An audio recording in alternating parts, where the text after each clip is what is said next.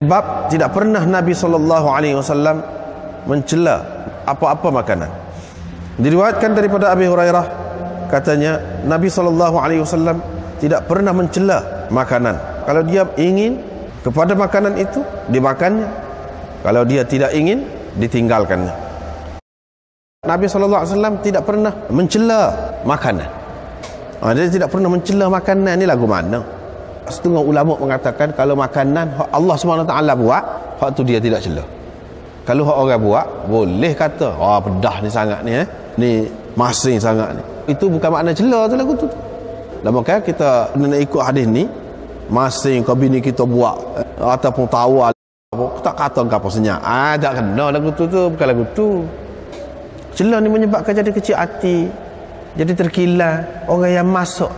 Misalnya dia buat kek dia ni, tapi tak tahu apa pandai, kerahlah jadi kek. Kita kata apalah buat benda lagu ni kerah sepuluh kulit kaki misalnya, kita kata jadi kecil hati lah si bini ni. Tak boleh lagu tu, maknanya tak boleh cela tu, maknanya sehingga jadi terasa hati orang yang buat tu. Tak boleh lagu tu, cela lagu tu tak boleh. Bukan maknanya tak boleh tegur, tak boleh royak masing kau pahit kau, tidak lagu tu.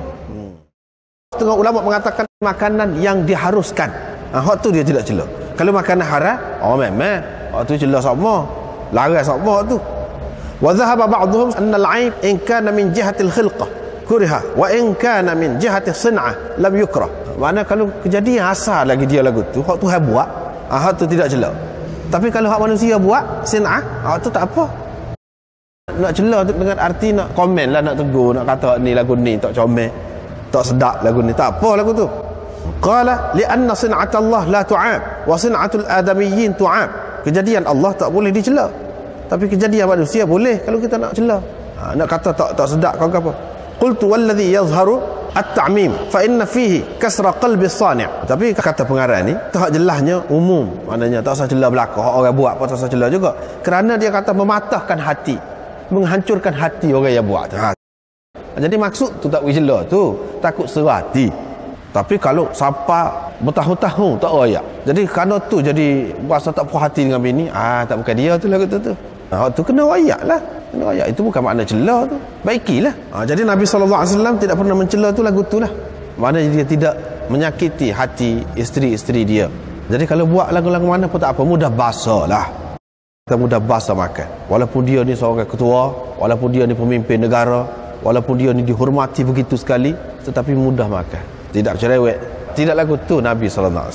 Jadi kita kena tengoklah diri kita, kita ni setara mana. Siapa kata macam-macam, setara mana kita tu, siapa kita. Setara Nabi SAW, dia tak pernah kata begitu. Dia tak saya makan, tak makan, makan sikit kau, pahal sendiri lah. Makan sikit tu tak sedap dah tu, dia pakai gitu dah. Kalau dia suka dia makan, tak ada cerewet. Semolek-moleknya pengajaran daripada Nabi SAW ni, iaitu kita mudah basa masalah makan ni. Mudah basa ni banyak perkara mudah. Kalau kita susah, kita tak apa, moga biasa dah makan lagu tu. Pasti ya kita duk kata tak sedap gitu gini, tu orang buat, mujur juga. Tak sedap pun orang buat. Apa kalau kita buat? Lagu mana jadi tak tahu. Jadi kalau duduk lagu tu harmoni di rumah tangga tu, keluarga tu. Lepas tu kita kena ingatlah bila baca hadis-hadis yang seumpama ni, kita kena ingatlah kita tu setara mana. Setara Nabi SAW, tidak cela. Jadi hati isteri pun senang. Dia ajar biar cerdik, tak payah kata dengan kesak, kata-kata yang kasar yang tak perlu. Dengan perbuatan saja memadai dah. Misalnya kalau tak makan, faham sendirilah.